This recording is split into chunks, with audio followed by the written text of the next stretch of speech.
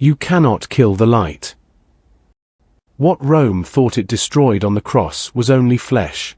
What came forth from that body was current, the living river that cannot die. When the Gospel says that water and blood flowed from his side, it was not just an image of suffering. It was a revelation. The blood was the last remnant of mortality, and the water was the eternal life moving out into the world. That water was alive. It was the current of Hayi Rabba, the great life, flowing from the vessel of Ishu Misha back into the source. They believed they had silenced him, but they only helped release what could never be contained. The cross was meant as humiliation, but it became a portal. When the spear opened his side, the river came forth. The water that ran from him was not a sign of defeat. It was the beginning of the return to the source. You cannot kill the light. You cannot bury the current of life. Ishu Misha carried within him the current of the Father, the living flow of Hayi Rabba.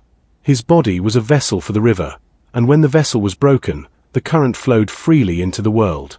That is why he said, "I am the life." The life was never confined to flesh. It was the river speaking through him.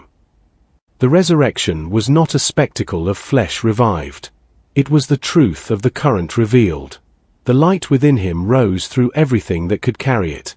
It rose through the hearts he awakened, through the compassion he taught, through every act of kindness that carries living water. The resurrection was not an event. It was a continuation. When you understand it this way, the crucifixion ceases to be tragedy and becomes transformation. The empire meant to destroy him, but it only set him free. They pierced the body of the healer, and the light poured out.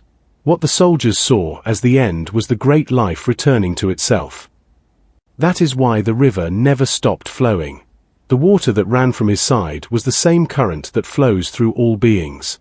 It is the spirit of Hayi Rabba, the endless motion of life and truth. When you stand in the water, when you feel that living current move around you, you are touching the same river that came forth from Ishu Misha. The Romans built the cross as a symbol of power, but Ishu Misha turned it into a doorway. He showed that the true strength of life is not in violence or empire but in flow. The light cannot be conquered, because it does not resist. It passes through. It continues. It returns. That is why the story of his rising is not about the tomb being empty. It is about the river being full. The light never left. It is still here, in every drop of living water, in every heart that opens to the great life. The crucifixion was not the end. It was the unsealing of the river. The water that ran from him is the proof that life cannot be destroyed. You cannot kill the light. You can only reveal it. With love and reverence, this paper is dedicated to the great life, Hayi Rabba. Veritas lux mea. Veritas lux mea. Truth is my light.